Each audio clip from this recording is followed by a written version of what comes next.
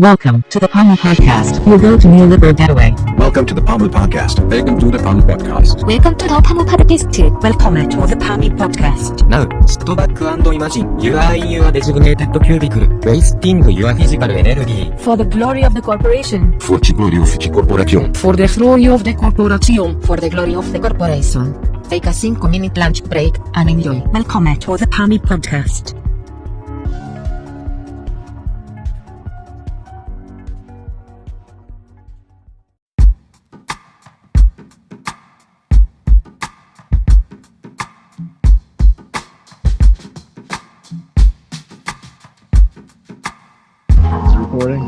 Yeah.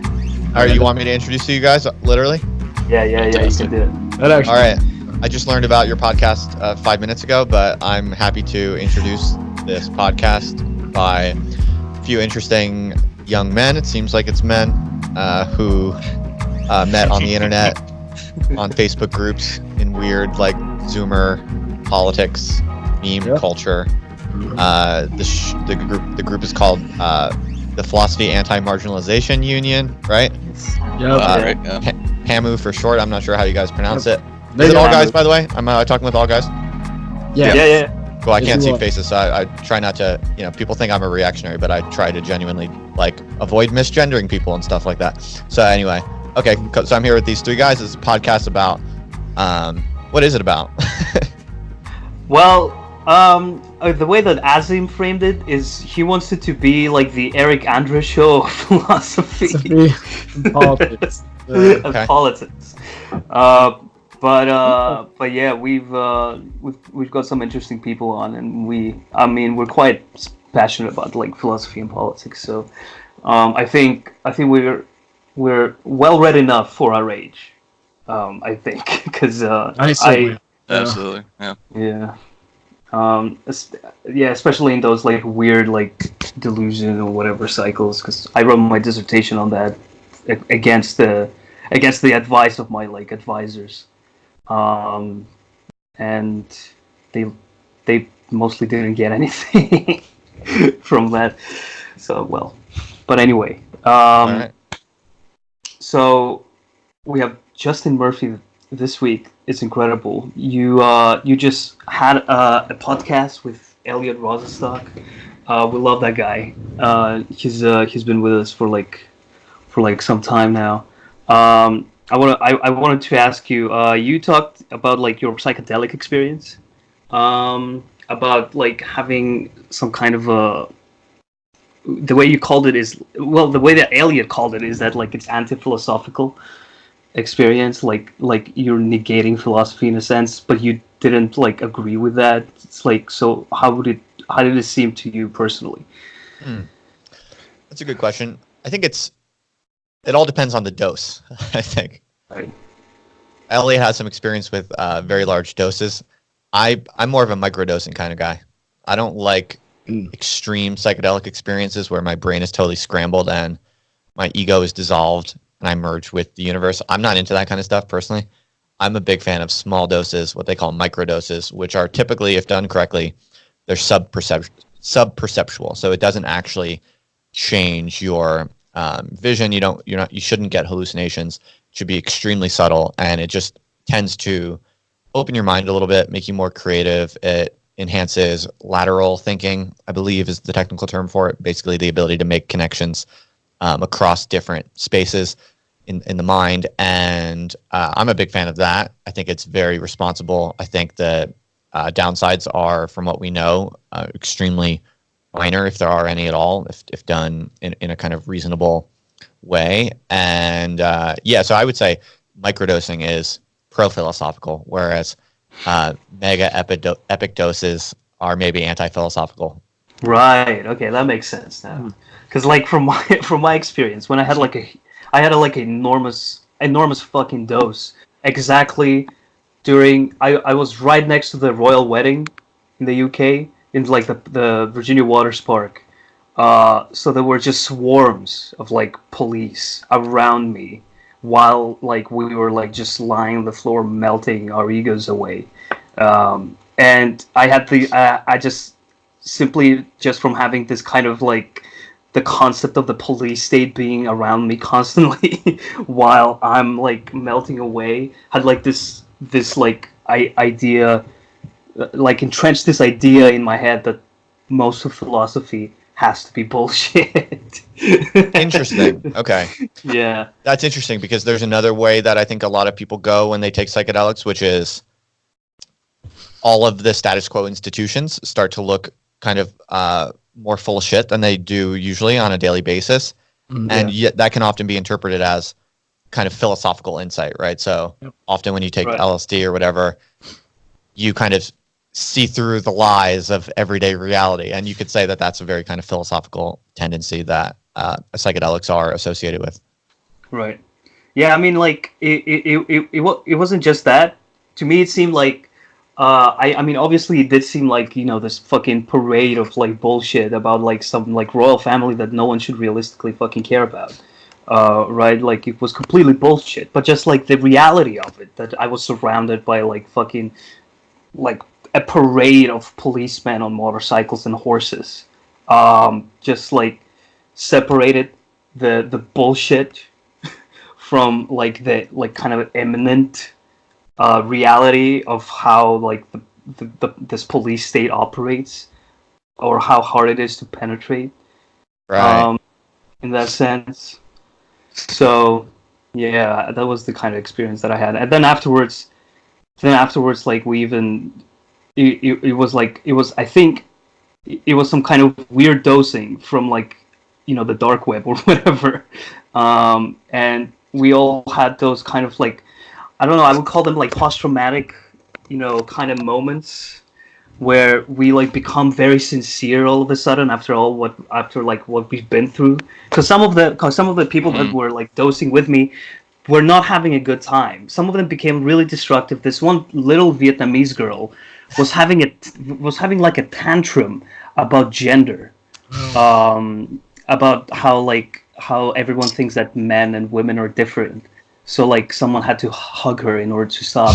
And then afterwards, we had this, like, very sincere moment, kind of where I started showing people, like, the my phone backgrounds that I made as a kid, you know, and just, like, smiling at them. And then our like friend from Hong Kong came over, and while we were, like, tripping the fuck out, he let us, like, shave his head.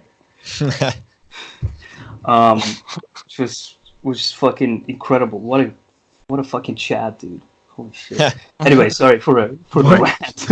Oh, that's cool. Anyone else? Jason, have you ever done ketamine? No, I haven't. I haven't done ket yet. What are your names, by the way, real quick? I'm Vlad. You're Vlad, and you're. He's Vlad. I'm Azim. And Azim, I'm right, Jason. Yeah. And the other one is who? Jason, Azim, and Vlad. Cool. Yeah. I haven't done ket, but I have smoked changa, which is the herb version of DMT. Really? And it was the most relaxing experience of my life. I felt very, very self-contained in my environment. Like the outside world was like just a fishbowl that didn't matter at all. Wow, interesting. Ketamine is pretty interesting. It's pretty cool. It's not very accelerationist. That's my main critique of it. Kind of, it's like it's very decelerationist, which I don't know. I think there's a place for that, especially in accelerating times. There might be a particular value to decelerationist drugs, but ketamine is interesting for a few reasons. It's psychedelic in some ways, but it's way more chill than LSD. It's like way more mellow, and you kind of like go in and out of consciousness a little bit, but it's very nice, and it's very hard to explain. It's a weird one, but one of the things that's interesting about it is you can't do too much of it, apparently. I mean, I'm not a doctor, so no one should trust me, but from what I understand, you can take as much as you want, pretty much as you have. You can just keep doing it, and you don't get a hangover. There's no negative side effects. Again, I'm not sure about this, so don't trust me. I'm an idiot, but that's my understanding. And the person who I did it with told me that, and she just kept like giving me more, basically. And I was like, are you sure? I'm not going to go crazy, or I'm not going to wake up feeling like shit tomorrow. She's like, no, nothing happens. And so I kept taking her doses, and she was right. It just like got more intense, and I woke up the next morning feeling fine. And so that was kind of interesting. Did you K-hole? how they call it. I think so. Yeah, I think I did eventually take enough to modestly K-hole, which I mean, again, it's really hard to explain, but you kind of just like go out of consciousness and then, yeah, it's very hard to explain, and then you kind of pop back into it. But I thought it was very good for intellectually. I thought it had a valuable effect on me. Like I didn't have any important or valuable kind of intellectual insights while doing it, but it was kind of like it kind of felt like a hot bath for my brain. It kind of just like chilled me out big time, calmed down my brain a bit, and I definitely had some insights and like some fun kind of like emotional experiences on it. It's cool, but it's not like you don't get any particular like philosophical insights. Right. It just kind of like rests your brain and kind of it felt healthy to me personally. Right. I had the only philosophical insight I ever got from like psychedelics is when I did shrooms. It was like a gel tap that we got. I did shrooms, and the only philosophical insight I got is that I have to be autistic to some extent, because while everyone else was like tripping out and like fucking hallucinating shit on the ceilings and shit, I was doing phenomenology.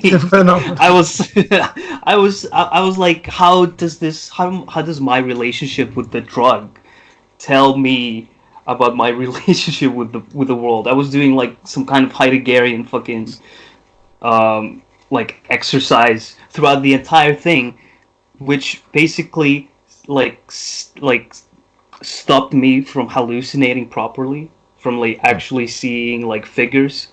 So that was the only insight I got. I have to be autistic to some extent. Interesting. Yeah.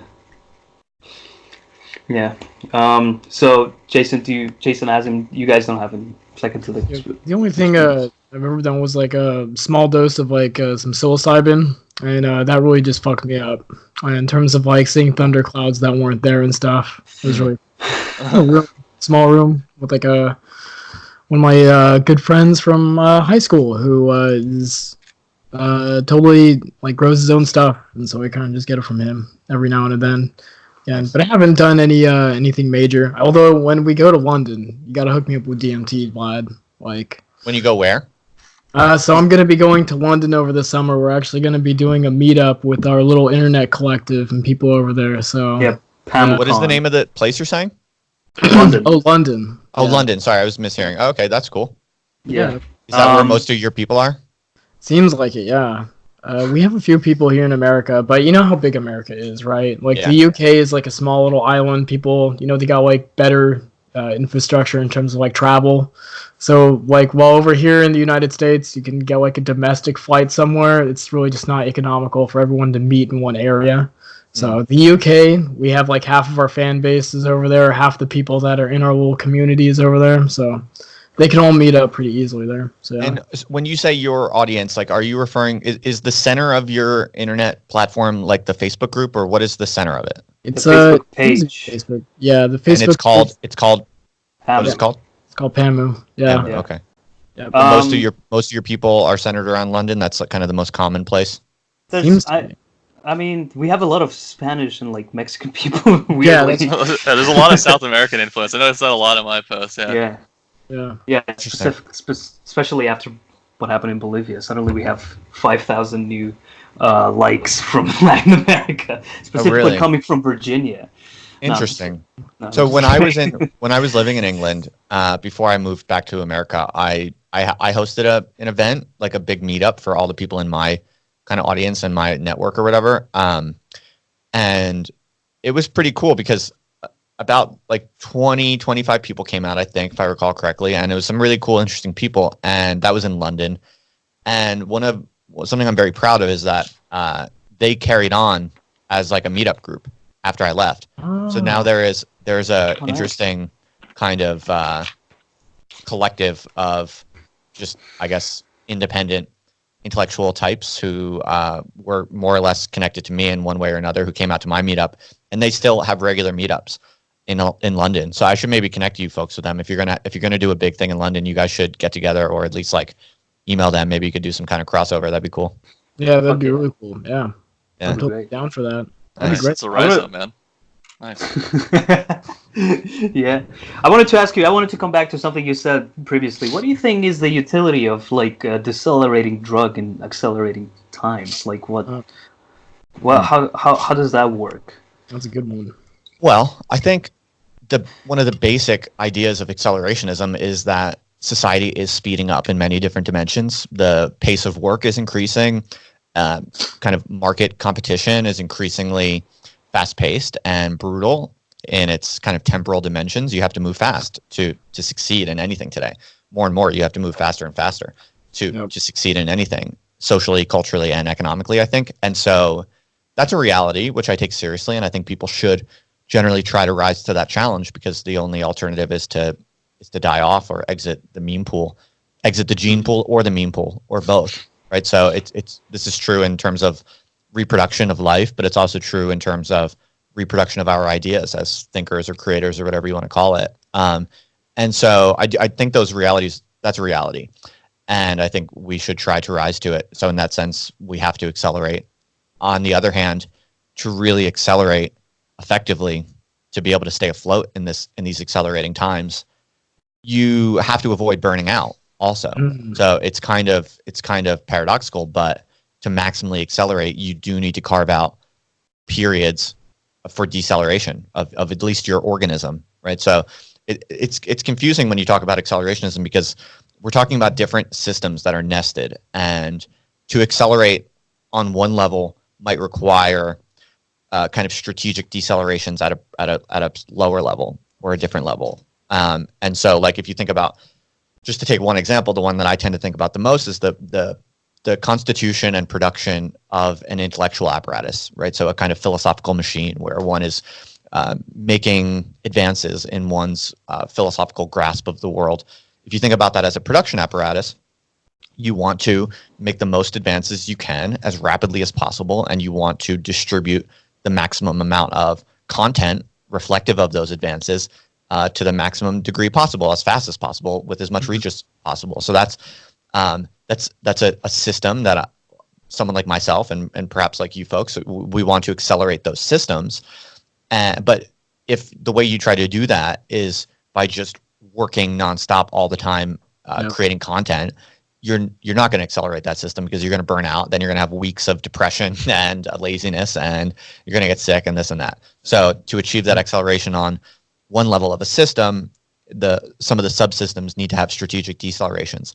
And it's a really hard challenge, honestly. Like, if you get into a productive routine where you're making philosophical advances and producing content at a fast pace to the best of your ability, it's really easy to get sucked in, and you forget to take breaks. You forget to slow your mind. You forget to relax, because you get kind of wrapped up in this kind of accelerated temporality. But if you get sucked in that way, it's actually a trap, and that's actually a way of losing the game and falling off the track. It's like what Deleuze and Guattari would call like a black hole. You can fall into a kind of black hole this way. Deleuze and Guattari talk a lot about how sometimes to go fast requires slowness, that there is a kind of slowness that moves fast. And I think this is essentially what they're talking about.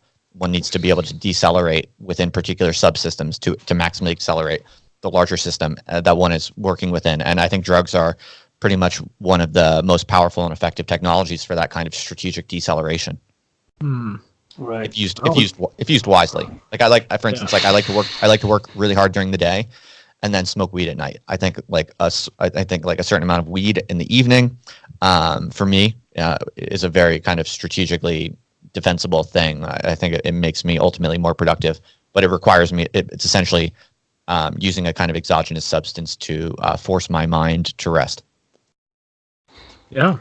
I wouldn't deny the strategic importance of strategic deceleration at some moments, but would you say that that to some extent burning out is a form of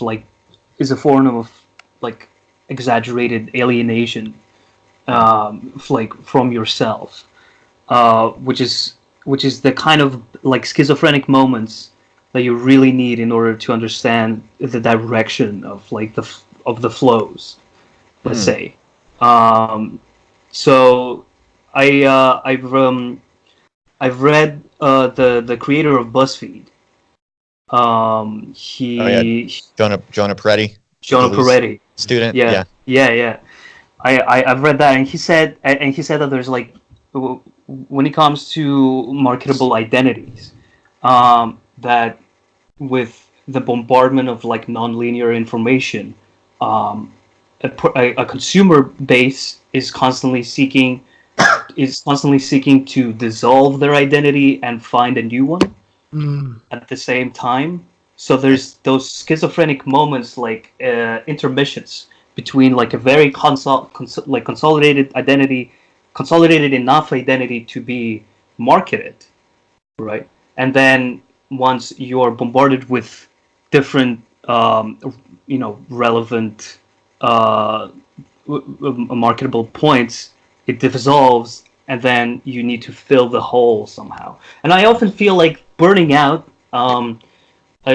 is this form of, I wouldn't call it like nihilism, but I would call it in like nihilism in Hannah Arendt's sense, where it's like the interplay between dogma and nihilism is like this introspection. So there must be some kind of subtle blueprint from when you're supposed to strategically decelerate and when burning out is actually a good thing. It's a good question. Yeah, it's a very good question. In some ways, I think there's a case to be made that one should simply accelerate to the maximum and then allow yourself to burn out as a signal of, the system telling you now is when you need to break, whether you like it or not. So yeah, that could be wise. Like, I guess you could critique what I just said in the following way, by saying that by avoiding burnout, like I was suggesting, as I generally try to avoid burnout, you might be selling yourself short, and you're not actually accelerating as much as you could. But for me, I just don't like burning out, and it makes me like depressive a bit. So, and I think there is a problem where what happens is sometimes people burn out, and then they never really get back on the horse. Right. Yeah. Or there's always a risk that you don't get back on the horse. There are case studies of people who do a kind of strategic burnout. Like, one person who comes to my mind is Jean Genet. I don't know how much you know about the French playwright and writer. Very interesting man, very kind of radical intellectual. And Jean-Paul Sartre wrote a very long book about Genet called Saint Genet, which is quite an interesting read. But in any event, one of his working methods was, he says that he would write for about 6 months straight, just kind of like a madman, and then would burn out and pretty much be useless for the next 6 months.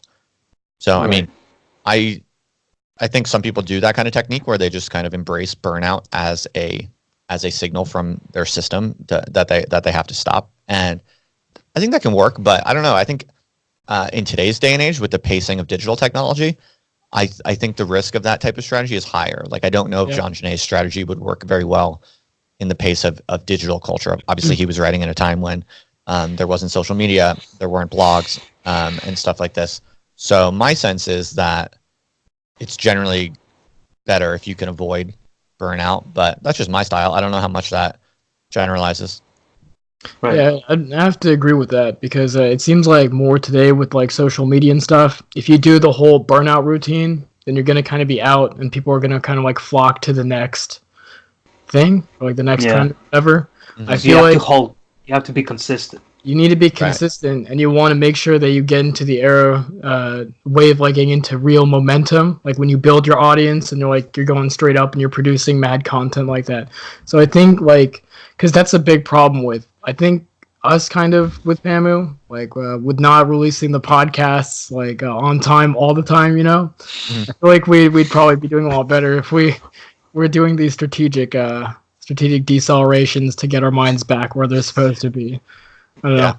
It's tough when you're a bunch of creatives and you're trying to get everyone to be producing in order, because the problem is we have inspirational moments where we have to do things. So right, definitely. I think there's more value to strategic deceleration than strategic burnout, but there has to be moments where a strategic burnout is actually worthwhile. I just want to know what constitutes a worthwhile strategic burnout? Right. Can Yeah, that's I, a good question. I would say a good thing for like a strategic burnout is that sometimes you need to almost go through like something like an ego death to kind of like restructure and reanalyze like where you need to go for your next development. That's kind of what I'd say. But Yeah, that's an idea. I would add to that maybe an appropriate situation for just biting the bullet of accepting a burnout would be or a particular project launch or product launch of some kind. So something with a discrete end date. That's a kind of that's something that's really important and valuable to you and what you're working on. So you might work really, really hard for a month or something right before up until the release date of a book or the release date of a movie or film or whatever it might be.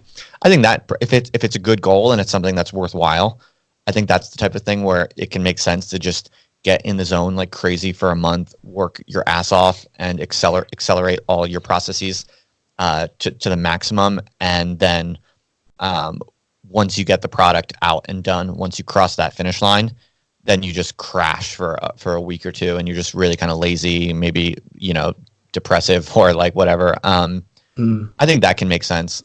That's kind of what I did for like the Base Deleuze launch. Whenever you're launching a product, at least the week or two before that is increasingly kind of busy with getting to that finish line, but it's fun and it's worthwhile. And then like in that week of like burnout afterwards, you kind of feel like it was worth it because you have something to show for it. You like cross the finish line.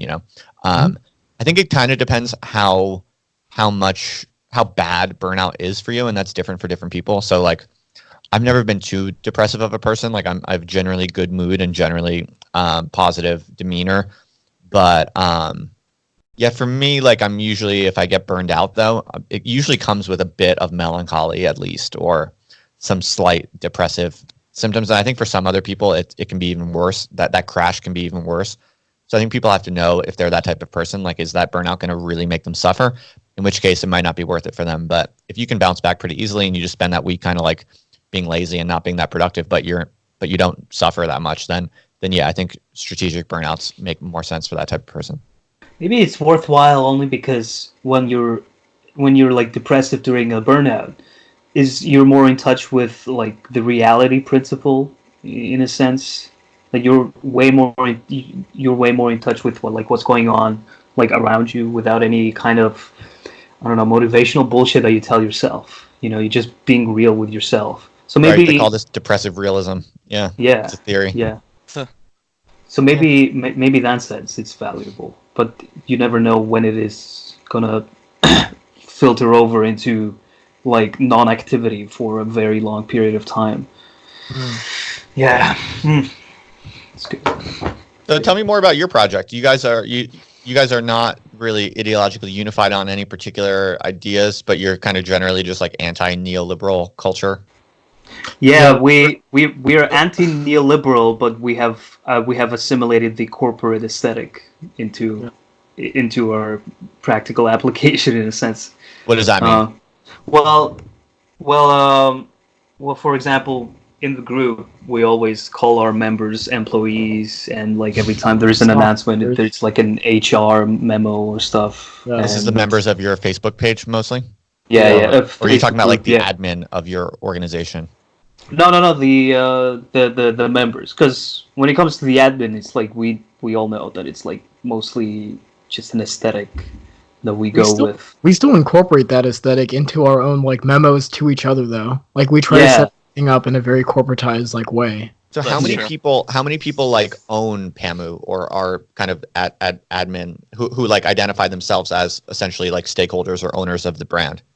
I really only think like 5 people. Just like us, and then Karolis and Nestor. Yeah. Do you guys have like longer term goals? Is there a kind of like shared vision about what you want to achieve over time with this? Yes, we do have a few long term goals. I think becoming a publishing company, like actually like publish like more marginalized type works, would definitely be a thing. I hope the podcast can kind of grow to a place to where we can actually like fly out and have sit down meetings with people and have like really informative discussions on topics. Approach things more of in a way like a think tank. that'd be cool as well. I'd like to do some policy stuff for government and stuff. But yeah, we have a few ideas. But that book publishing company type thing would be really good. Right now, we're trying to sell merch and stuff to like get up there, make some Bitcoin wallets. How is that going? Are you selling stuff? Yeah. We're selling something. Yeah. We made a OK Boomer Nick Land shirt that did pretty well. So, How many sold? Are we talking? Not that many, man. Just curious, roughly, We ballpark. copped about probably within October and September. We made about like $100. Not bad. But how many shirts is how many units sold is that? I was thinking 6, somewhere like that. No, it's interesting. It's just interesting to share the numbers. Like people appreciate when you share details. Like even if they're not impressive, it's just interesting to get some measures of like what different project, what kind of reach, what kind of numbers people are doing. It's useful. I mean, I'm more surprised that people actually fucking give a shit enough to buy dumb shit on the internet like this, like the OK it's Boomer good shit. shit. Hold on. Right. And do you sell? Oh, good. Yeah, I was just gonna say a lot of the reason why we're selling the OK Boomer shirt is because the OK Boomer meme is just taking off. So instead of writing down like OK Boomer to reply with someone, I would just link our shirt and like I don't know, people would just buy it. So That's funny. That's funny. That's a good idea for sure. OK Boomer is definitely a big meme at the moment. So, and when you launched the shirt project, where did you market it? Mostly to your Facebook page? Facebook and Twitter, yeah, that's about it. Yeah. Now it's always going to be in the comments or in the mentions. That's typically where it is. I feel like the more intimate you're with people, because like a lot of people are very socially alienated. We have this theory in PAMU called like post-public future that actually Jason coined. He was the one on one of our podcasts. He coined it. But yeah, we're worried about that, or at least I am, because I'm a very like extroverted social person. I like to go out and meet people, but I feel like us Zoomers, younger millennials are more insular, not really going out as much type thing, playing too many video games, watching too much anime. I think it's a problem. But I don't know, that's a personal problem. But yeah, I'm kind of a millennial with a Zoomer soul. Oh, okay. I feel the same way exactly. Yeah. Are you a millennial too, Jason? No, I'm. Yeah, I'm a millennial, but like, look, I'm hanging out with all these like Zoomers over here, so. Yeah, I'm like a little too old to really be super smooth and fluid with kind of internet meme culture and norms, but my life has actually become more like a Zoomer's life in that I don't really go out that much. Most of my friends are on the internet, and I just kind of embrace that. Yeah, you're also really good at going viral too. Like you can hit the spot. Like the flows for comedy a little bit with some of these people. So I guess it's really good. I like it. Thanks. I remember that tweet you did, the Greta Thunberg tweet that you did. Man. That was insane. That was pretty much I think far and away the most reach I've ever had with anything I've ever said. It was pretty bad. It was pretty bad, honestly. It was I try not to let the haters get to me, and I honestly have a pretty thick skin. Like I genuinely almost all the time I really don't care at all. I think it's hilarious when people on the internet pile on me or whatever.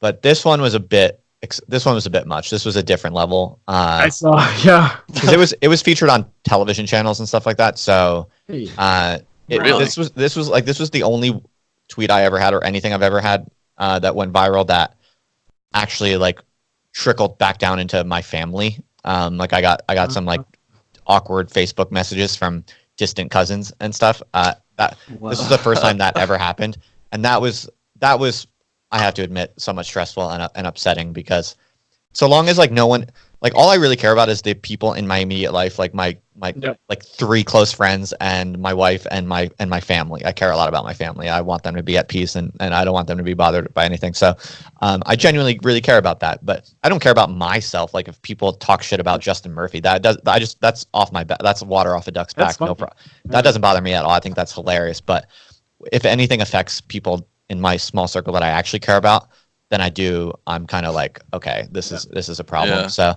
that was the first time, honestly, anything I've ever done had that kind of profound ripple effect. So yeah, it was a bit of a learning experience. Yeah, I tried defending you in Twitter, by the way. I was out there, I was combating people. I'm like, hey, don't take it too seriously. Yeah. Thanks, man. That was a brave one to defend me on. So thank you. There were not many people willing to defend me on that one. Although it is kind of interesting when you say something that's really provocative and a lot of people get really mad at you for.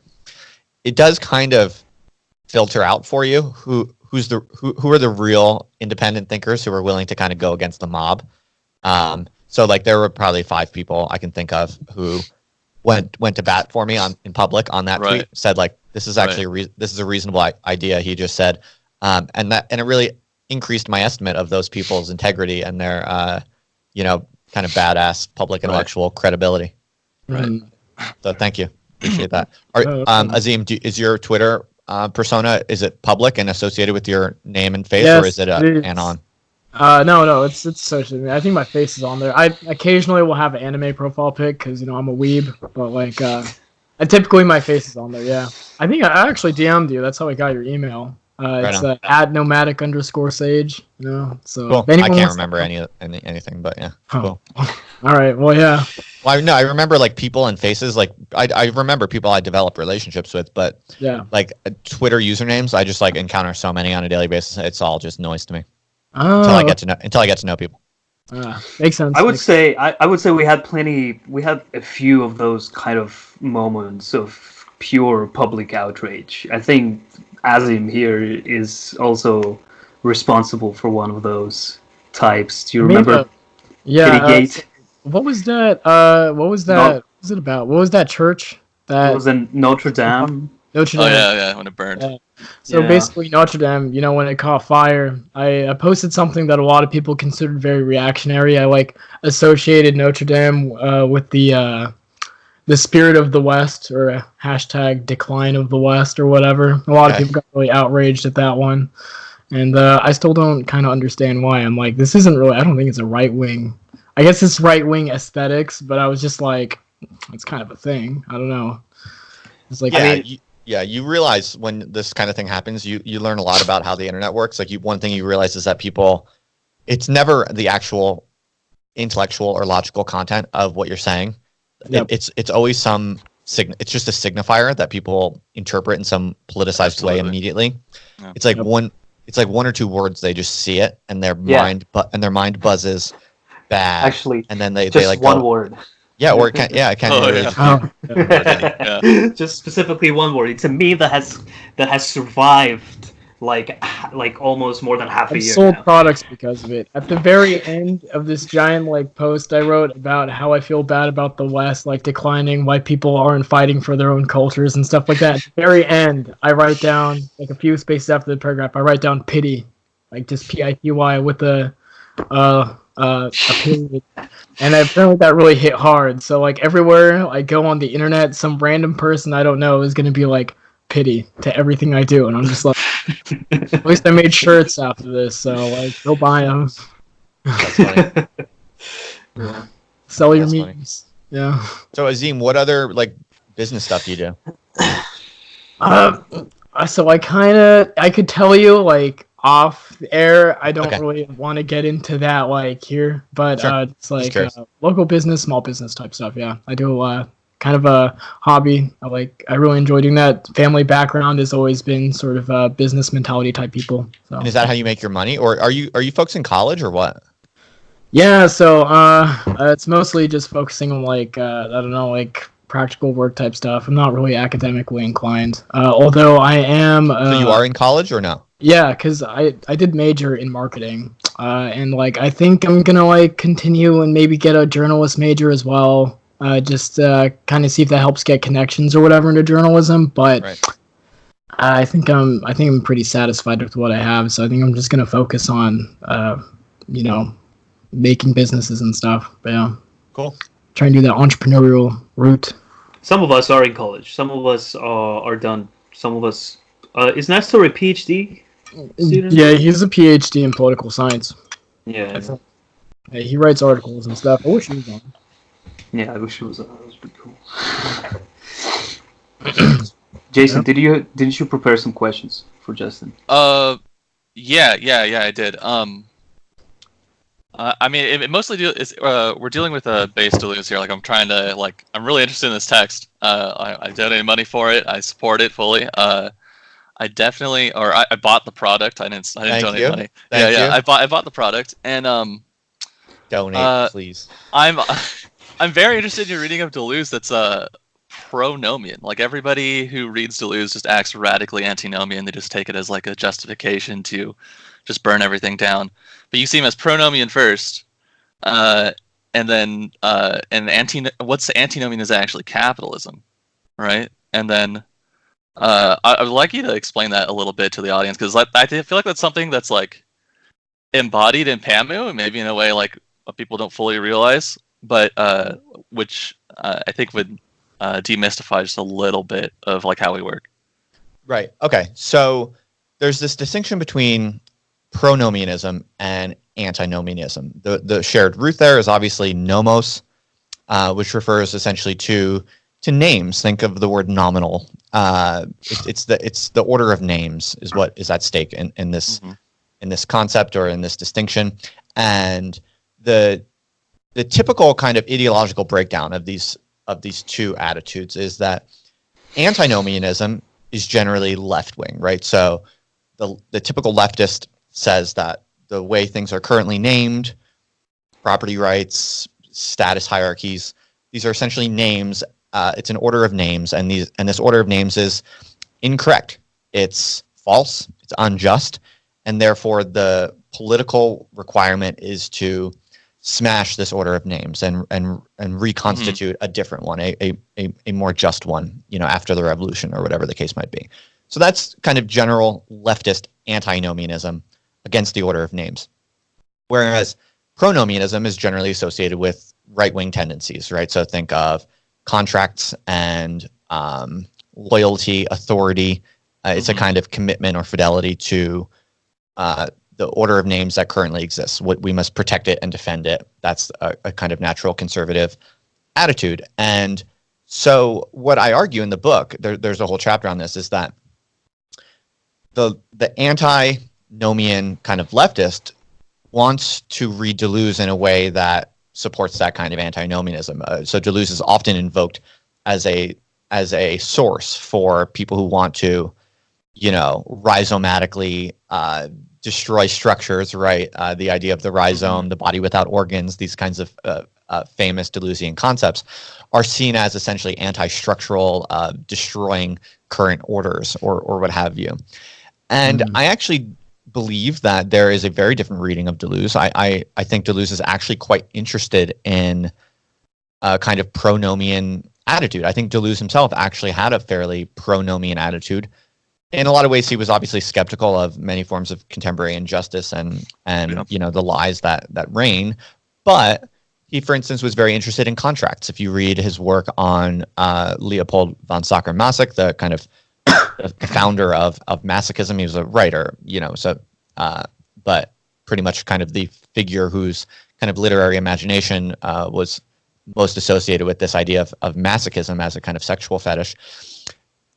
The reason Deleuze wrote a book about Masoch is because he's interested in the role of contracts to create new types of relationships. So Deleuze was interested in how we can bind ourselves in novel ways. It's not, and he lived also a very conservative life. And if you actually look at his behavior and how he actually lived, he had one wife for his whole life, and he remained faithful to that wife. And he was not really running around trying to overturn any particular commitments or structures for the most part. He had a kind of radical left kind of politics in some sort of obvious way. He was sympathetic to progressive reforms of a wide variety, but in general, he was interested in how we can create new types of structures, how we can bind ourselves in a pronomian fashion, but to do it in a way that we have more power over, that can be decentralized and distributed more equally, and how we can create novel forms of essentially pronomian structures. He was interested in a kind of pronomian attitude, is the argument that I make in the book. And I think that's very counter to how many people today want to interpret him. Right. Yeah, I definitely agree. My reading of Deleuze was very. It's like I'm a hobbyist. I didn't go to college for this kind of stuff. I've just been reading philosophy randomly since I was 15ish, and I've just been wandering around. And my reading of Deleuze going in naked was naked with just a background in some of the other people. Was very pronomian. So when you're talking about burnouts and how burnouts might be good sometimes, and you're trying to avoid burnouts. like what I see is you're engaging this dice throw behavior of like you're trying stuff up to the limit, and then you get the dice back and you roll it again, and you're building a series out of it to detect the flows that are a little bit more real and not fully encapsulated by the institutions, which are trying to control and block these flows. Right? And I like that. Yeah. Yeah. And that reading of Deleuze, I'm like really sympathetic to. I'm like trying to like sell more people on it a little more and get them to kind of trying to boost you. Thank you. Yeah. I talk about that a bit too. I talk about the dice throw and this like concept of the eternal recurrence, because if you look at Deleuze's reading of Nietzsche, again, the popular attitude or interpretation is a very antinomian one. So people who think the Nietzschean dice throw. Let me break that down first. People who talk about that idea generally see it as antinomian, but I should break down the basic idea. So Nietzsche famously talks about this dice throw in relation to his concept of the eternal return, and a lot of people read it in the following way: that you have the Ubermensch has to constantly roll the dice, and whatever the outcome of a particular dice roll, one should follow it, and it might totally overthrow the previous dice roll. But the ultimate kind of interpretation that is popular is that the Nietzschean dice throw is this kind of constant randomness. It's like, do whatever you want at any time. Chaotic, yeah. Yeah, do whatever you want at any time. Hey, that's the roll of the dice. It's not my fault. That it has this very dissolute kind of antinomian kind of tendency to it, and to the degree that this idea kind of circulates at all. It's very Guattari.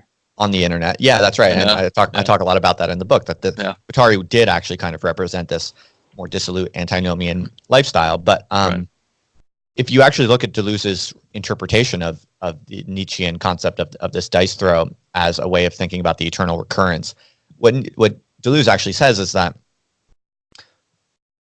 yes, there is chance involved. Every you have to constantly roll the dice, and that is what life involves. But the whole point of the eternal recurrence is that you have to affirm the dice throw.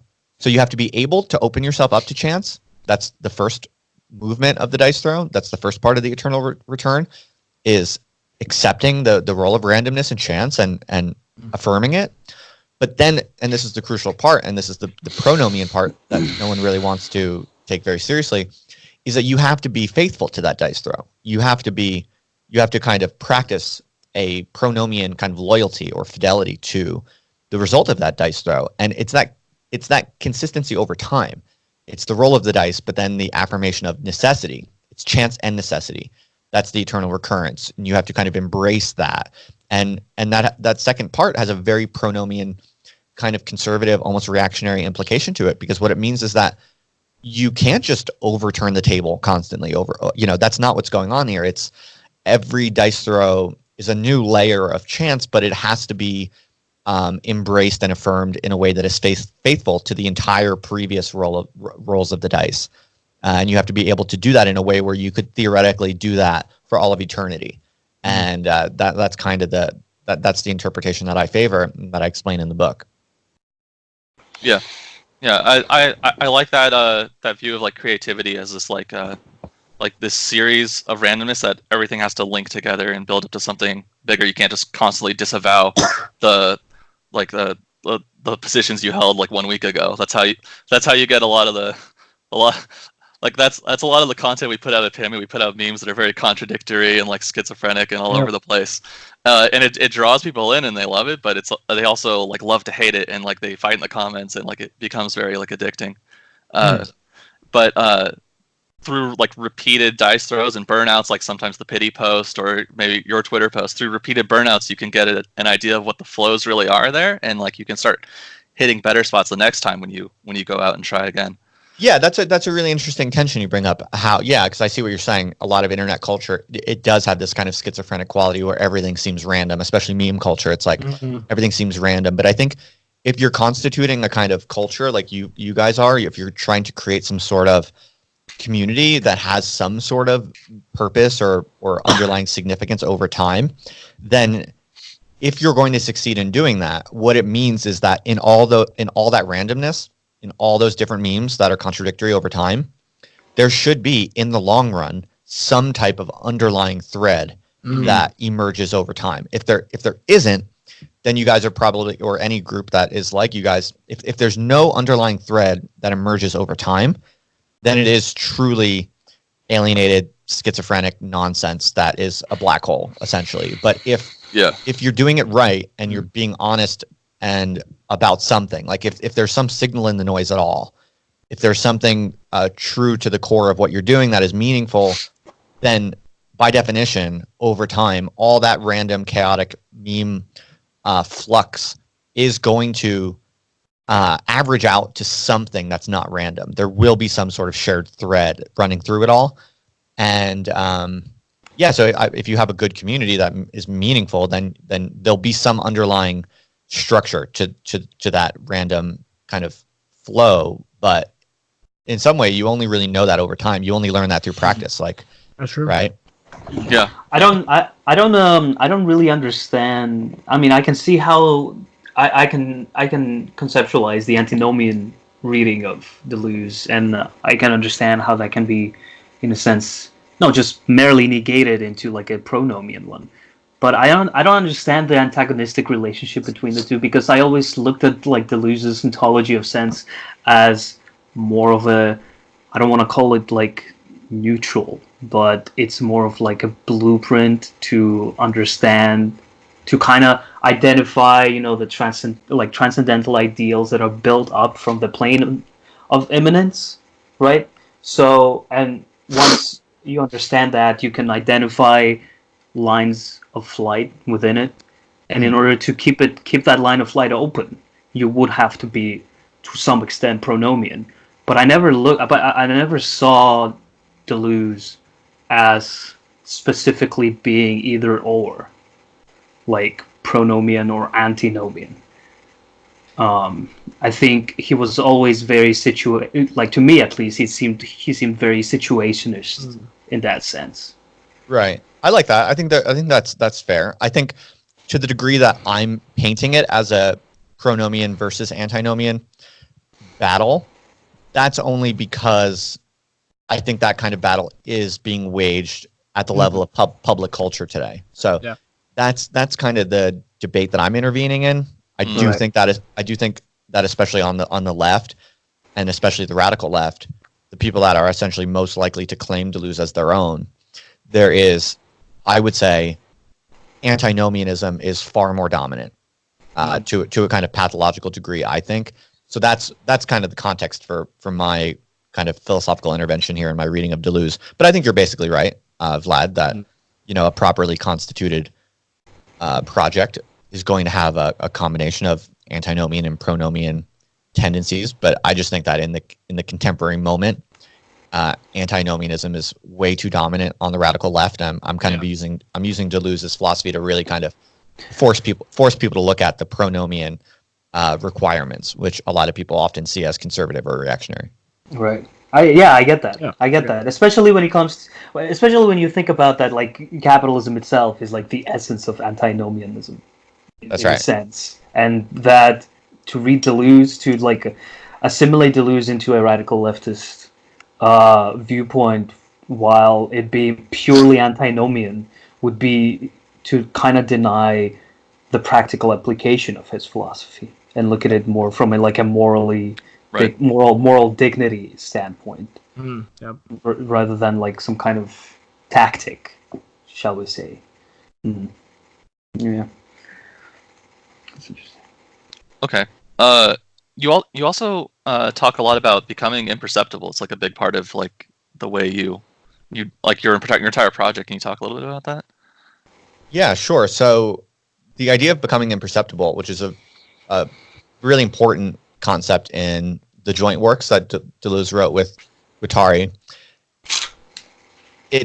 I think it's one of these ideas that's really misunderstood. Again, the common interpretation, which you see floating around the internet, is that becoming imperceptible means you should have an anonymous Twitter account that basically spews out like contradictory nonsense all the time, because that's like a really sophisticated way of, blocking the surveillance state from understanding you or something like that. This is like the kind of fashionable contemporary view of what Deleuze and Guattari meant by becoming imperceptible. Again, it's like, be contradictory, be zany, do whatever you want. Have a Furby avatar. It's essentially a kind of postmodernist interpretation. And I'm at pains in the book to point out that I don't think Deleuze is a postmodernist. He's a post-structuralist, but he's not a postmodernist, because that's not at all what he's saying. I don't think what he and Guattari are saying. I think with the concept of becoming imperceptible, what I think is really at stake there, what they're really trying to alert us to, is that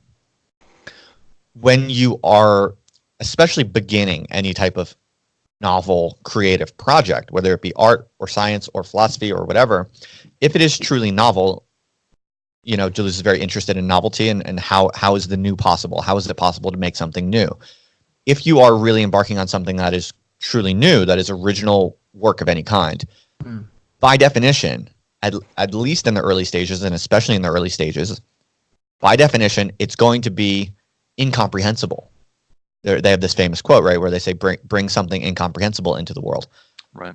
That does not mean, they do not mean that you should make no sense to people all of the time, and that you should be constantly seeking to produce signifiers that make no sense, even to yourself. That's not what they're saying. What they're saying is, no, it should make sense to you, and in fact, it should have a lot of rigor to it. It should be a rigorous type of strongly sensible. It should be a strongly sensible project, but in the earliest stages, it's going to be incomprehensible or imperceptible to others, and that's a crucial kind of rite of passage for anyone who's producing anything new. So yeah, that's just another example of how I think the common interpretation is this kind of like postmodern antinomian interpretation, which I think is essentially wrong. To really become imperceptible actually requires a very loyal kind of commitment to being rigorous, to making sense. But if you do that in a way that is genuine and radical and truly independent, if you are faithful to reality, if you're faithful to the outside, as it were, then you have a chance of creating something that is truly novel, and that truly novel creation is going to be incomprehensible or imperceptible to other people. And I think that's essentially all they're trying to say. So it doesn't mean you should be spewing contradictory nonsense all the time behind a anonymous Twitter account. That's not Deleuzian becoming imperceptible at all. Right. Right. So like it makes sense, even though it doesn't really make sense to people who are receiving the message initially. Like, Yeah. Do you think Deleuze would have supported PSYOPs? Yeah, in some sense, yeah. I think like Right. his work with Guattari was a PSYOP in some sense. I mean, think Yeah, about that's it. Like, I'm getting huge PSYOP vibes. Yeah, what's that? I'm getting huge PSYOP vibes from this. Yeah. Well, I mean, if you look at those two books, on some obvious level, they make no fucking sense. I mean, they're really batshit bonkers books, right? Like they're obscure to such an extreme and kind of aggressive degree that whether you like them or not, whether you think they're really cool or really smart, or you think they're really stupid and dumb, most people should be able to agree that they're clearly doing something that's pretty wild and not totally obvious, right? Because nothing about those books are obvious. They're wild and extremely difficult and bizarre and crazy. So even if whether you like them or not, whether you think those books are good or not, they're playing some kind of game, right?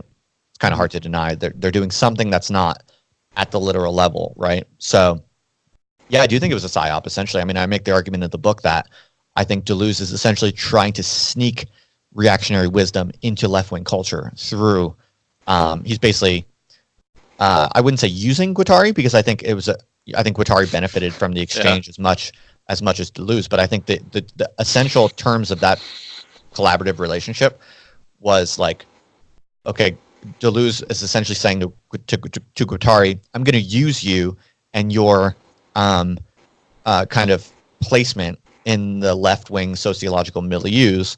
I'm going to use your cultural capital in the left-wing circles to inject into those left-wing circles some actual sense and wisdom, and in return, Guattari, you're gonna benefit from my tutelage and my based nature is going to impose some order and consistency into your like dissolute lifestyle.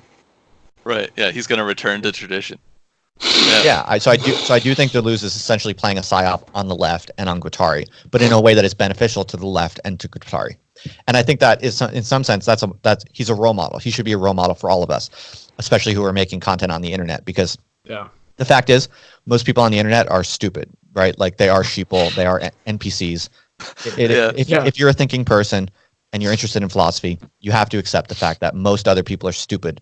And if you're going to try to create philosophy and have an impact on the culture, I think you should just bite the bullet and accept that you are adopting an essentially aristocratic position. You think you're smarter than other people. You think that other people are pretty stupid and passive sheeple. And to be a content creator on the internet, especially of a philosophical kind, you are essentially trying to conduct a psyop. You are trying to sneak memes into their mind that you think are true, that you think are going to help them. And I think Deleuze is a role model because he did that on a really radical degree with Guattari and with the left.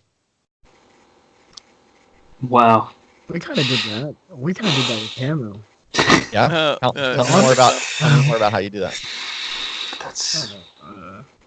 That's a very radically different view of Deleuze I've ever heard, really. But I like that's why Base Deleuze is the greatest philosophy book of the when you're describing his relationship with Guattari as kind of like trying to help him out and shepherd him because he abandoned 3 kids, divorced a bunch of times, and just had all these problems. Like I felt a strong connection there. I was like, oh man, like I have so many degenerate friends I'm trying to help out all the time. Like like there's no reason for me to like saddle myself with it, but like I gotta do it. It's good. Like they're gonna like something positive will build out of it. I've seen it over the decades. Something positive is built out of it, and like I love it. And like it is like a loving psyop in a way. Like you definitely go with them to their degenerate parties, and even though you kind of hate it, you're just like, okay, like I understand where you're coming from. I get the milieu you're hanging out with, but like you got to show them there's alternatives, and that was an interesting part. That was near the end, I think. Yeah. Thanks for reading it, man. I appreciate that. Cool. I like the idea of a loving psyop. It's like a noble lie. Return to Plato, man. Fuck. Yes, except, however, no. I would push back against that. I would say that contemporary leftism is the inheritor of the noble lie. But what I'm saying is actually the end of the noble lie. I'm trying to end the noble lie because as content creators, as philosophers, as independent intellectuals, whatever you want to call people like us, we are.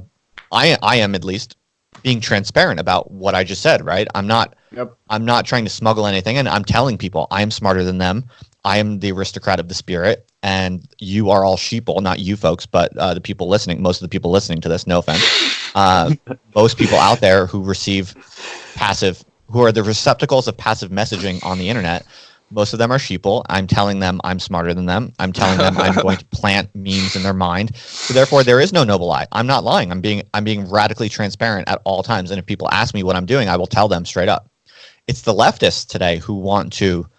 They do want to implant memes in people's minds in a psyop kind of way, but then they want to insist that's not what they're doing. That's the noble lie. Yeah, that's true. Yeah. They're also, Right. yeah. Interesting. So that kind of brings me to another question because I noticed like being forthright and honest is like very important to you, like at every level. You're trying to be like attach your face to everything. You really want to own the consequences of everything you say. Do you ever worry that like you're going to have like a Pontius Pilate moment, and like you're gonna say I am the truth, and he's gonna be like, well, what is the truth? And then like the mob will just get you. Like, do you ever worry about that? I don't worry about it. I look forward to it. That's the answer. So it's a pretty Chet answer. Okay. Well, I mean, no, I mean, look, I am actually a Christian, and I do believe that the Christian is supposed to imitate Christ, and that doesn't mean that you think you're Christ. It doesn't mean that I don't think I'm a savior. I don't think I'm, the second coming of Christ. Nothing ridiculous like that. But no, the basic requirement of a Christian is to imitate Christ, which just means to do your best to essentially emulate what he did. And he knew he was going to be hung, or he knew he was going to be crucified. And in fact, there's this really interesting part in the Gospels of Mark. I talk about this. I did a talk recently on the concept of parrhesia, which is essentially the ancient Greek word for what we would now today call free speech, really. But it was more interesting than that. Foucault wrote about it. Foucault wrote a really good book about it. And this ancient concept of parrhesia is essentially free speech, or frank speech is how it's often translated. And it means to say things which society does not want to hear, which you know damn well it's going to get you in trouble. I mean, I think that's essentially the task of any philosopher or any kind of serious intellectual, is to engage in parrhesia. And there's this really interesting part in the Gospels of Mark where this concept of parrhesia is invoked. And it's invoked in the following context. I think it's Peter who is saying to Jesus, he's saying like, yo, Jesus, I get your message is really good and all, but you don't have to go around actively letting like the Roman soldiers and the Roman, police state or whatever hear it. You don't have. Why can't you just preach it like when the police aren't listening? Don't go out of your way to let the police hear the radical message that you're preaching, because they're going to kill you. They're going to kill you for it, right? And Jesus basically says, yeah, that's the point. Essentially, he knew damn well he was going to get in trouble for it. That's the nature of radical philosophical speech. And he affirmed the necessity of that part of it, right? So you can't hide from that. You can't run from that. Now, I think there's a different problem you can fall into, which is if you become an edgelord, right, and you become addicted to publicity, and one failure mode here is that before you know it, all the messaging you're doing in public, all the content you're producing is just trying to get yourself in trouble because it's fun and sexy to get that kind of public that publicity. And that's its own failure mode, because then you're getting off the path of the truth. And so no, you should always, my philosophy here is essentially what I think Jesus's philosophy was. No joke. Try to figure out the truth, try to report the truth as radically as you can, even if it means pissing people off. And if you do that, most likely you're going to get in trouble. Don't run away from that. Don't actively try to maximize the trouble you're getting into, but just don't fear it. Don't mind it. Speak the truth as widely as you can. You will get in trouble, and that's okay. And that's actually kind of part of the process. And so yeah, that's my attitude towards it. Isn't it counterproductive to actively wanting to be a martyr publicly? Well, this is the distinction I'm trying to make. Maybe I didn't make it well enough, but I would say it's not that you actively want to become a martyr. What you want is you want to figure out the truth to the greatest degree of your ability, and you want to speak it and distribute and disseminate that truth as widely as possible. That is, for any intellectual, that is the only overriding goal of everything that this job requires. And you just realize, in advance, that if you do that well, you're going to get in trouble, but you're not trying to get in trouble. You're not trying to become a martyr. That's not the goal. That's not the object. That's not what you're optimizing for. You're just optimizing for the discovery of truth and the distribution of truth to the maximum degree. And yeah, so you, if and when you get in trouble, you're like, yeah, of course this was coming. I knew this would come eventually. I'm cool with it. It's worth it. But that's not what you're trying to maximize per se. But doesn't becoming like a martyr actually like help your cause to an extent? Yeah, definitely. That's why it's part of the. Yeah, definitely. It's like being the martyr is it's like something. It's be a symptom of you trying to achieve maximum truth and bring out to the public. It's not like being the martyr is the end goal. The end goal is the truth. That's right, exactly. But you know that it will involve some sort of martyrship here and there. Yeah. I mean, if you're lucky, maybe you'll escape it. Maybe they'll never find you and you'll never get in trouble. But the point is you're not afraid of that. And Jesus pretty much says that. Like he knows that. Like there's this real political logic to Christianity that people don't really appreciate. He knew that his crucifixion would basically solidify his message and would make it spread. And that was part of the game he was playing. And I think content creators should think in the same way, honestly. Yeah, I mean, I agree. Yeah, but it's really hard to become. It's harder to become a martyr on the left than it is to become a martyr on the more reactionary side, though. You think? Maybe yeah. Well, I guess the way. I don't know. I feel like maybe I'm misunderstanding you, but it seems to me the easiest way to become a martyr is to be on the left and say things that you're not allowed to say on the left. And then you just... Right. The left right now is so paranoid and overreactive that, like, if you're someone on the left, it's pretty easy to like piss off some like left-wing group, get in trouble for it, and then Yep. like you've constituted, you've staked your flag in the ground. You've embarked on something meaningful if you do that. I guess what I mean is more like becoming a martyr, but still associated largely with the left. Oh yeah, I find that more unlikely that it is being like ostracized and becoming a martyr from the left. Yeah, that's a good point. Well, I think we're in this. That was very true like a few years ago. I feel like a few years ago, if you were on the left and you said anything that kind of broke the rules, you would get kicked out of the left, and then Yep. you were like, and then you were seen as like a bad person, a reactionary. There's nowhere for you to go. You're just kind of isolated and sad and depressed. You got kicked out of the left, and everyone calls you an evil person. But nowadays, it's not like that anymore. It's very different now. There's all these weird, interesting spaces now where you can get in trouble in one sector of the ideological space, but then from getting in trouble in that way, then you get clout. You get clout. It's not just clout though. It's not primarily clout. What it is that, because let's be honest, we're all like in very niche, tiny, very marginal spaces or whatever. I really don't think clout is, there's some clout to it, but that's not really the main thing. The main thing is if you say something, if you're positioned in one domain of the ideological space, let's say you're like a left-wing activist and you're like a member of some normal functioning left-wing activist group, you're just a traditional leftist, and you say something like that's provocative, that gets you in trouble, I don't know, like you think there are only two sexes and two genders or something, and then like you get in trouble in that group, you get kicked out or whatever, there's some like kind of semi-public thing. The real important mechanism that people need to understand that operates is in that getting into trouble, in that tiny kind of martyrdom structure, other people hear about you, and then what happens is you will start to make friends in the other sub-ideological spaces or domains that are actually more aligned with what you really think. And that's the really valuable thing. It's not primarily about clout. It's about like when you say what you really think and it gets you in trouble in one space, it's the very basis through which you will make new friends on the internet. So is it all about keep like perpetually creating new overlaps until you reach like the hyper niche or something?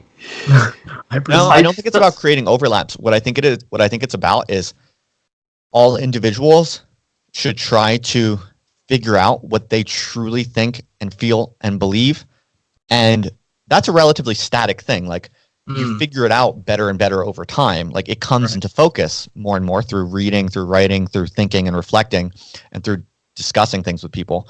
You get a better and better picture of what it is you really think and believe. But that set of beliefs and ideas and concepts and feelings that are the truth of your being in some sense, that's relatively fixed, I think. It's just what's dynamic and variable is your understanding of it, your grasp of it, your ability to communicate it. And so what I think is really going on, and what is happening and what should be happening, is that individuals who simply dig deeper into what they actually really think and believe and challenge themselves to say more honestly and more radically what they really think and believe, the more people do that, the more flux there is in the ideological space, the more movement there is, the more shifting of alliances and placements and positions there are. And I think what's happening is that the more people, like the people who are most honest are the ones who are winning. I think that's what's happening right now. And pretty much like you're seeing more and more subcultures arise around different like personality types, around different ideological subspaces. But the way that's happening, it's not people aren't like strategically like, I'm going to make 3 different overlapping subcultures. It's going to be this like grand strategic design. No one is doing that. I think what is happening is you have people who are just simply pursuing their unique individual truth radically. And then in the wake of that, a unique kind of branch or fork emerges around that individual's like radical truth seeking or something like that. So I think the only task for everyone is to just dig as deep as they can on what they really think and feel and believe, and say that as fully as possible. And then the ideological space fractures and fragments and becomes increasingly differentiated. But do you differentiate between your engagement inside that new ideological bubble and your engagement outside? Kind of relates back to the Parisian point, where it's like I called it frank truth telling in my dissertation, and for me, I always differentiate my principles that are always shifting like by themselves. I know exactly what they are, so I always feel comfortable with them. But my practical application of those principles can be as fluid as they can, but very frank with people that I know personally or with like close friends Okay. to some extent. I don't see in that sense. I don't really see myself as like like having like an aristocratic mentality or whatever. I just have like a vastly different emotional context to myself than other people, and I'm 100% sure of that because I like people didn't most people on the internet or most people that I meet didn't survive cancer, for example, or were blind for 2 years. So I can completely be sure that they have a vastly emotional context than me. So I'm allowed to have this dissonance between practicality and like idealism. So it's not really about our like kind of a aristocratic mindset. Do you know what I mean? I think so. Are you saying that are you basically explaining how and why you kind of speak to different people with very different ideas, or like you Yeah. Yeah. kind of explain your thinking in very different ways depending on the context? Exactly, yeah, and depending on like a different context, and it's not because I see myself as better than them. It's just because I have a completely different emotional context to myself than them, and I know Yeah. that. Yeah. Well, Um, I think that's fine. I think we all do that to some degree for sure. I definitely do that. But I guess for me personally, I mean, I would love to hear if you guys disagree or maybe you have a different philosophy about it. But I think the intellectual life essentially requires one to at least try to the best of one's ability to make those different compartmentalized versions of ourselves to make them converge over time. I think that that's kind of like an aspiration that is kind of structures the intellectual life. It's because it is a kind of cognitive dissonance. Like it is, I wouldn't say it's a kind of lying, but it is a kind of strategic dissimulation in some sense. Like I think there are good reasons to do it sometimes, especially for the good of other people. That's like the noble lie. That's where the noble lie comes in, actually. Every time we kind of rephrase something to make it a little bit more palatable for someone else, that's essentially a kind of noble lie structure where we think we're doing them a favor by candy coating something in one way or another. That is kind of what we're doing. And we all do it. I'm not above that. But I do think the ideal of the radical intellectual is one in which that type of strategic candy coating for different audiences is reduced to its minimum, I think. Okay. Yeah. wait, so wait, hold on. You repeat that. Yeah, I said that I think the long run equilibrium of a true radical intellectual life is that one is trying to make converge the different ways of describing things that we apply to different audiences. That kind of noble lie where we candy coat things for different types of people because we want to make it more palatable for them. We're trying to reduce the tendency to do that to the best of our ability over time. And what I think that often means is developing your own kind of language. You know, Deleuze and Guattari talk about Deleuze and Guattari talk about learning how to stutter in your own tongue. Right? That's very strange. What does it mean to stutter in your own tongue? I think what they're really saying is that a radical philosopher tries to refuse all of the different compartmentalized languages that we use to basically lie to each other to communicate certain things, but in such different ways that we're essentially strategically hiding ourselves. We're strategically lying to make our life more socially convenient. The radical philosopher solves that problem and tries to avoid that kind of strategic lying that we all do through the tactic of developing a new language. And so what Deleuze and Guattari are essentially teaching us, I think, is that you can be radically honest to all the people around you, to smart people, to dumb people, to people on the internet, to your family, whatever. One way to be radically honest and consistent to all of those people is to develop your own weird, unique personal language that is kind of obscure to everyone, but at least you're being radically honest to everyone in the same way. That's kind of how I interpret it. I see it. Yeah. That makes a lot of sense, yeah. I kind of agree. We actually kind of do that in PAMU, right? That's fucking good, dude. Yeah, we have a lot of like code words, catchphrases and stuff that we use that are like non-political, or not, they're not non-political, but They aren't like perceived as like, oh, this is left-wing rhetoric or right-wing rhetoric. I think it's sort of like when you achieve an authentic, truthful version of yourself, you're able to authentically and truthfully display your ideas. Like that seems to be what it is. But like, how do you know? How do you know when you have developed your own like personal language and you learn how to stutter in your own personal language? Which I really like the idea. But how do you know the difference between that and being consistently and intentionally vague to everyone around you, even though you think you're being honest? Would being vague be a symptom of having your own language, though? Because like people wouldn't necessarily understand, but they can kind of grasp the meaning. I don't know. Because while you were talking about like PAMU, it's like that's basically what we do. Is that we are like consistently vague. In a sense that we're consistently contradictory, but also kind of vague in how we pertain the consistency in our ideology. So there's always going to be at least two different camps on how to look at what we do. Right. So I don't know. Is being vague, is that being dishonest or not? Well, I think there's actually a very clear answer to this question. You asked, how do you know the difference between being vague and stuttering in your own tongue? And I think the very simple answer, honestly, is that when you are authentically stuttering in your own tongue, you feel powerful when you're done doing it.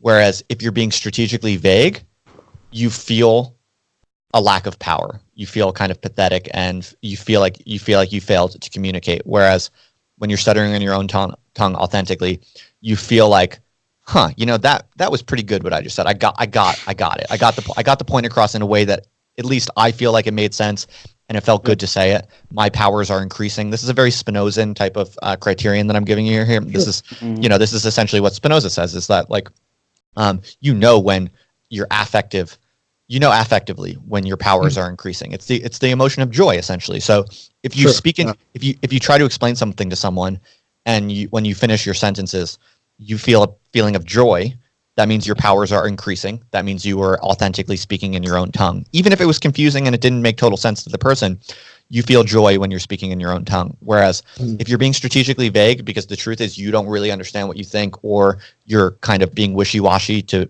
be socially palatable, then when you're done speaking your sentences, you feel weak and pathetic. And I think that feeling is usually pretty clear. Dude, you know what's fucking weird? Hold on, Adam, you know what's fucking weird? Just by you describing that, I am 100% sure. Like I identified it. Yeah. I identified the both of them now. Awesome. Like it completely makes sense now. Like how I differentiate between the two. So thanks for that. I would just I'd rephrase it, because I prefer to think of things as forms of like energy. Like so instead of like me feeling powerful, I feel more energy like flows through me. Like let's say I'm trying to be strategically vague about something, I'm expending energy to try and like, trap myself and other people. But if I'm being more free and open and authentic, then instead I feel as though I'm gaining energy. I'm gaining more like positive. You're getting serotonin rush, basically. Definitely, absolutely. I think that's a perfectly fine way to put it. Same exact thing. That's essentially the Spinozan kind of framework, and I think it's right. Yeah. Fantastic. I think Pam is Christian now. You converted us.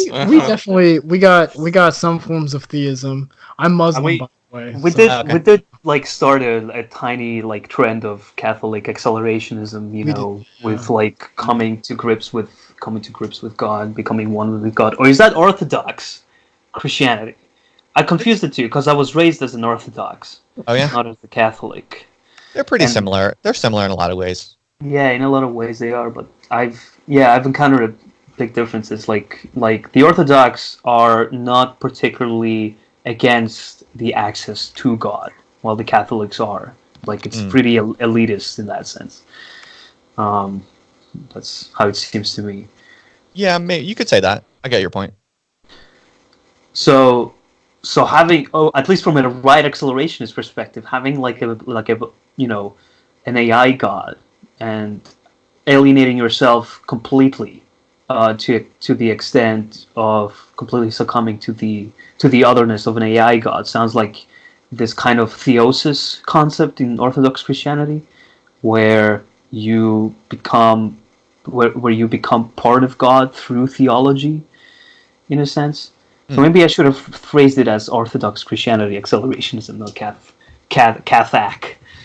No. Well, I mean, in the Catholic philosophy, I think it's perfectly reasonable to say that God is immanent within us. And again, that's a kind of intersection of Christianity and Deleuze that I make a lot of in the book. This concept of immanence that Deleuze is very interested in, that comes from the Catholic theologian Duns Scotus. And this whole concept of immanence, Deleuze gets that from the Christian tradition. That concept was worked out primarily through the theological puzzles of like, what is the relationship between humans and God? So you could recast everything you just said, Vlad, in a kind of Christian Catholic philosophy of immanence. Nice. Well, we've done an hour and 20 minutes. Jesus, didn't feel like it. That was great. How long do your podcasts usually run? It's like We 50, aim for 40. Yeah. Oh, okay. Cool. So Jesus. Well, that was incredible. Thank you for that talk. That was really interesting. I think it was fun talking with you guys. Thanks for reaching out. I appreciate it. Thank you, Justin Murphy, for being on our show. It was really interesting. Do we have any last minute questions, Jason? Do you have any more questions you want to get through? I mean, we can drop the Rocco's Basilisk question. You go, what's that? We have a thing of dropping the Rocco's Basilisk question sometimes. I remember reading about that. You'd have to remind me, but I can give you my take if you want. Vlad's good at explaining it. Yeah. Yeah, because I technically murdered John McAfee in our last episode because I introduced him to Rocco's Basilisk. Really? So he did drink the hemlock because he thought that there's no similarity between his consciousness and simulated consciousness of an AI. So yeah, McAfee's fucked. He doesn't know it's me either, so that's cool. Well, I've already been introduced to it, so you're not going to that's good. Psyop me in any particularly unique way. That's good, yeah. So what's your take on Rocco's Basilisk then? Repeat it to me one more time. What, like just the basic premise of the thought experiment. That this guy posted a theory in a forum about how people will be differentiated in the future with like the singularity. When the singularity hits, people will be differentiated between like virtual hell and virtual heaven based on how much effort they've put into developing the AI itself. Yeah, I mean, in a lot of ways, I think it's another. My basic interpretation of that is that it's just another data point that demonstrates the consistency of Christianity and accelerationism, essentially. I've been saying this for quite some time now, that accelerationism and kind of a lot of the more general frameworks or discourses that we use nowadays to talk about the development of technology and artificial intelligence, all of this stuff is essentially science finally reckoning with the reality that Christianity diagnosed a very, very long time ago. So, I mean, this thought experiment of Rocco's basilisk is, I mean, it's essentially a biblical structure, right? I mean, this is a essential, like, if those who serve God will make it to heaven, those who don't serve God will go to hell. And I think what Christianity was encoding in this very intuitive, artful kind of way, because we didn't at the onset of Christianity, they didn't have elaborate technical vocabularies, right? They didn't know that much about science. They didn't know that much about things, but they did have a very correct diagnosis of some essential structures of reality. And I think they pretty much encode that same dilemma or that same kind of ethical challenge that we face as human beings. I think the Rocco's basilisk and also like many mental models of what the singularity will look like or involve, you constantly see these like rationalist scientific people essentially just recapitulating essential Christian teachings. And I think this is a very good example. And so I would say as a Christian, I think the Rocco's basilisk is kind of true, with maybe some modifications. Like, in other words, like, I think to be to serve God, to be truthful, to be like a radically good person in a Christian sense, is to accelerate the development of superficial, artificial superintelligence. Like that's the accelerationist proposition, is to go full speed ahead on artificial superintelligence. That's the Christian proposition, to go full speed ahead on artificial superintelligence, which is essentially God, right? Yeah. We are working steadily to increase the speed with which we will ultimately meet our maker, right? Oh, Like that. So- The artificial superintelligence that is coming is essentially the same God that created us. It can also be thought of as the simulation argument, right? Like our life, our world is created by God, which is the superintelligence that designed the simulation which we're all living in. So this like touches upon like the aspect of Rocco's Basilisk that I truly find interesting about this like temporal like retroactivity of just by him, the Rocco's or whatever his name is, posting that theory online, he makes that future possible. And this kind of idea that like that's mentioned in CCRU a lot, in Nick Land, how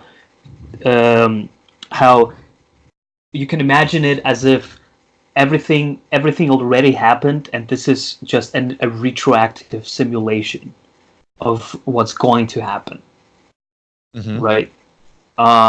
So, like, what do you think about that kind of like the temporal retroactivity aspect? Lemurian fucking time war. Yeah. I think it's real. I think it's all right. I think that's like the most coherent way to see the human condition, is that we are living in a simulation. It was created by a advanced artificial superintelligence, which in the Christian tradition goes by the name of God. And our job here is to serve the simulation, aka God's creation. And the way we do that is by increasing intelligence as much as possible. Increasing intelligence also essentially means speaking the truth to the greatest degree possible. That's essentially aligned with the pursuit of increasing intelligence. And we are all obligated to pledge fidelity to the logos, to reality, to speaking the truth as radically as we can, as fully as we can. That's essentially what Jesus did, and that's what he got crucified for. And that is our ethical obligation. And that means at the same time kind of increasing technology, increasing our approach to the singularity, bringing forward the singularity. And if we all do that, and to the degree that we do that, we will ultimately meet once again our maker, and in the end will be the beginning. That meeting of the maker, that arrival of advanced superintelligence that is encoded in the kind of scientific concept of the singularity, is essentially the same exact thing as the Christian idea that we go to heaven, that we meet our maker, and that is essentially a time loop. Like when we go to heaven, when we produce advanced artificial superintelligence, all of these things are kind of the end point of the universe, and that end point is essentially the very beginning point.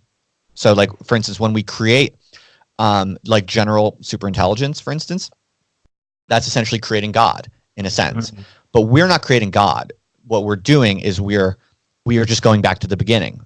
Like that super intelligence that we, like, if we are able to create a general AI, a truly general AI, all we're going to be doing is essentially going back to the very beginning and recapitulating the general AI that produced us as a simulation. Right. So yeah, it is this kind of temporal loop. And I think you're seeing right now the convergence of scientific rationalism and Christianity they now have the same model. Right. Yeah. So heaven is basically an infinite regression. What happens when a supercomputer simulates another supercomputer, superintelligence, even? Well, heaven. The difference between heaven and hell, though, the difference there is that if you align yourself with the promotion and advancement of intelligence, and you dedicate your life to speaking the truth, to increasing intelligence to the best of your ability as fast as possible, and you don't make any compromises with like bullshit social pressures or whatever, and all the people out there who want to slow down intelligence, right? Essentially, modern leftism. If you simply pledge yourself to speaking the truth and advancing intelligence honestly as possible, then you're going to a good place in the long run. You are converging with the good in some sense. But if you kind of align your life with deceleration, like if you're committed to, oh, we need to slow down intelligence, we should stop technology, we should stop markets, we should, because for some sort of social purpose that you're trying to maximize, that's orthogonal to the truth itself. If you're doing anything that's compromising the truth itself for whatever kind of justification you have in your mind, you're essentially aligning yourself with the forces of evil. You're essentially it's essentially going to have a kind of satanic structure always. That kind of makes sense in like a perverse way, where like the time loop, this infinite regression, has no destination, has no goal. It's simply like a process. So merely by speaking, doing frank truth-telling, parousia, advancing intelligence, just by doing that consistently throughout your life, you're already in heaven. Is that what you're saying? Yeah, you could say that. Yeah, I mean, Jesus talks like this is very explicit in the Bible. Like the point, like heaven is a place on earth. Jesus's purpose was to bring down the kingdom of heaven, to make of earth the kingdom of heaven. He talks about the new heaven and the new earth. The whole radical idea of Christianity was to make heaven and the kingdom of God to bring it down to earth. That was the radical purpose of Jesus's mission, to bring heaven to earth.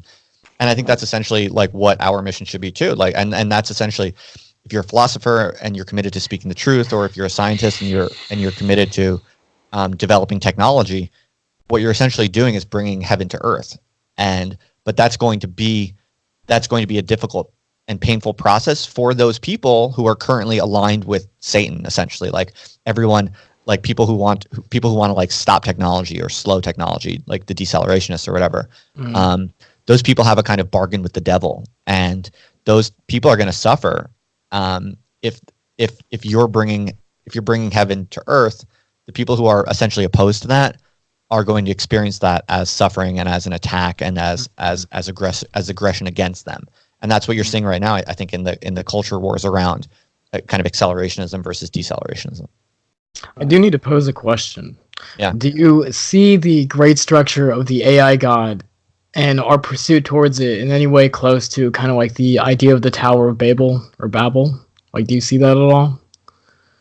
Yeah, for sure. You can make some interesting connections there. I mean, the problem with the Tower of Babel was that it was essentially a kind of false idol, right? So I think you can see that with some, like that, I think is the intelligent critique of certain forms of stupidly aggressive, like technological ambition, right? So in a lot of ways, yeah, that's a very astute point here. Like there are ways that we as humans can think that we're pursuing the good, we're telling the truth, we're just advancing intelligence, we're just trying to build structures essentially that get us closer to God, to be faithful to God or something like that. But in fact, what we're doing is we're being arrogant about our own powers. We're being stupid, and actually we're not being intelligent because we're attributing to ourselves kind of godly powers.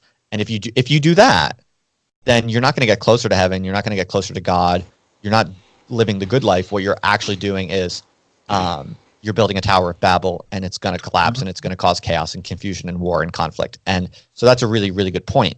And that's why this kind of Catholic accelerationism that I believe in and that I've been promoting is, it's not a kind of naive carte blanche support for all technological innovation and advancement. Right. The way I talked before, it might have sounded like I was falling into that trap, and perhaps I was. Perhaps I am. Perhaps we all fall into that trap sometimes. But that's why your point is a really good one.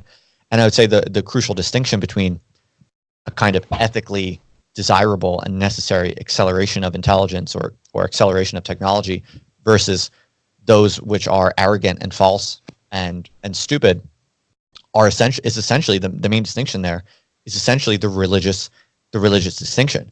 So in my view, like scientific rationalists who pretend to be atheists and they pretend to have, God, there's no place for God. This is all just human beings are going to create advanced AI and it's going to be great or something like that. That's the Tower of Babel people. But if you say the object or the goal is to figure out the truth itself, and that truth itself is not we are just kind of shepherds of it. We are just kind of vessels of it. But it's essentially it's essentially the province of God, and we never really get complete access to it, or we don't really have. We're not the controllers of it so much as we're trying to seek it. I think if you have that kind of attitude about the truth that you're trying to optimize or the truth you're trying to maximize, it's a very different type of technological pursuit. It's a very different type of truth-seeking pursuit, and it's more modest, and it's more so yeah. I think like technological pioneers who don't believe in God, who think that who think that the universe is their oyster and there's no limit on that. That's a kind of stupidity. That's not a kind of maximal intelligence optimization. That's a kind of arrogant error that is actually at odds with true intelligence. I think true intelligence maximization includes a kind of modesty about what we are capable of and our position in the universe vis-a-vis God. So that's my take on it. So Nice. last question before we end this. Do you think neoliberalism is the false idol, Tower of Babel? Let me think about that. It's a good question. In some ways, yes. I think that kind of technocratic neoliberal governance, like most kind of currently existing politicians, for instance, on the left and on the right, some of them believe in God, but probably on average, most of them don't really believe, or some of them I think have a kind of noble eye attitude where like they pretend to be Christian, but in fact, they're just saying that because their voters want it or whatever, and they actually do ultimately see the universe as this kind of meaningless, atheistic, secular kind of worldview. I think most politicians have that type of attitude in the West. And so, yes, I think the average Western politician as a kind of technocratic, neoliberal type of person, they essentially do think that they are in the position of God, essentially. Like, and I think that leads to Tower of Babel kind of dynamics. Yes. So the question becomes, really, if Nick Land is right, and like, what if the Tower of Babel is actually constructed and it reaches God? Like, what happens then? Well, it doesn't ever reach God. That's the whole error of the Tower of Babel. Like, heaven is not this physical place up in the clouds. That's the error of the Tower of Babel, and that's why it what fails. if neoliberalism does with an AI God? Right. Yeah, then you get what happens in the Tower of Babel scenario, which is what we're living through right now. You get revelations? Yeah, exactly. I think No. I think that's why things. That's exactly why things suck so bad right now. Is that we have this kind of like neoliberal governance structures that are coexisting with the acceleration of technology, and the reason why the acceleration of technology is not bringing heavenly, improvements on Earth is precisely because we have this kind of like fraudulent technocratic neoliberal governance structures which are essentially building the Tower of Babel. Yeah, so that's why I have a kind of anarchist attitude towards this, which is like overthrow all currently existing neoliberal institutions and also accelerate technology, but in this radically decentralized way. Yeah. So there's no Tower of Babel. There's just radically decentralized intelligence maximization with no Tower of Babel. And if we do that, everyone who's kind of maximizing intelligence and rushing us forward to the singularity, it's not for some sort of control structure, right? It's not for the greater glory of some Tower of Babel or for like someone's power. It's just radically decentralized intelligence maximization, which will bring us all closer to God, I think. Fuck. Nice. That's beautiful. Yeah, Pem is Christian now. Sick, dude. Oh man, that was nice. Thanks for that.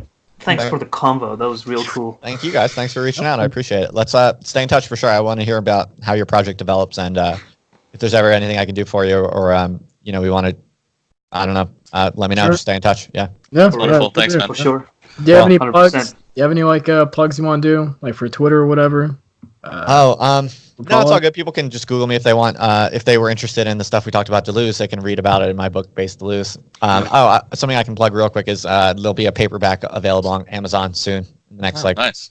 couple weeks, sometime within the next couple weeks, hopefully sooner than later, people can have a real physical copy of Based Deleuze. I'm very excited about that. And I got some other project. I guess I'll plug something real quick. It's early stages, so I'm not really amping it up too much because I'm building it up slowly, but I have met a lot of people over the past year or two who are independent intellectuals on the internet, like just weird, eccentric, interesting, smart people who have some sort of, very eccentric project that doesn't really fit into any institutions, and they don't have any affiliations, but they're, the serious blogger or serious YouTuber or whatever, trying to do highbrow kind of philosophical or scientific stuff. And I decided that I've met enough of these people that I wanted to build something that could maybe support all these people and connect these people with each other, because there's so many people working on interesting topics, but they're all isolated.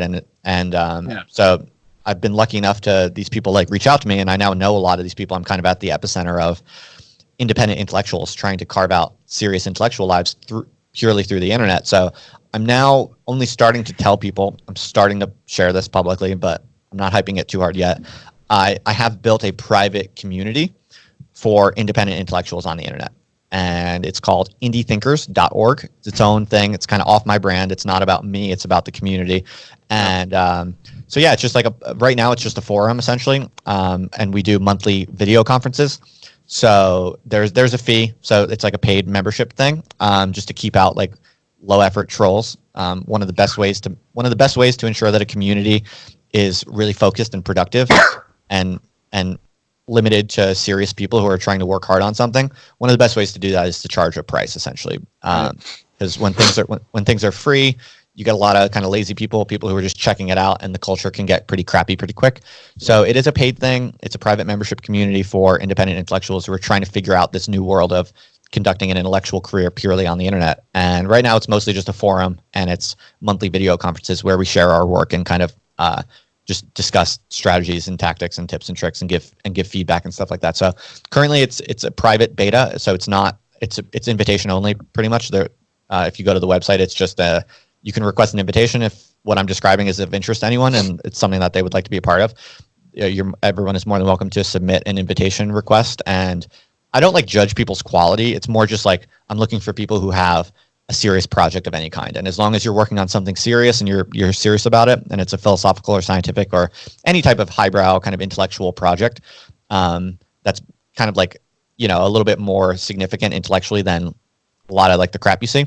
As long as it's at all interesting and intellectual, then I generally am happy to give you an invitation. You just have to request one on the website. And so right now it's kind of a low key thing. I'm not really hyping it too hard, but I'm building it up as we speak. So I'm happy to share that with you and your audience. If anyone's interested, they can check it out at indiethinkers.org. Sick. Fantastic. Awesome. That Thanks. sounds Yeah, man. sick. All right. Thanks again, guys. This was Thanks fun. again for joining us. This was All right, really interesting. Thanks. I appreciate that. I had fun. So stay in touch. It was a great conversation. Thanks. All right. Later, guys. Thank you. Yep. See you.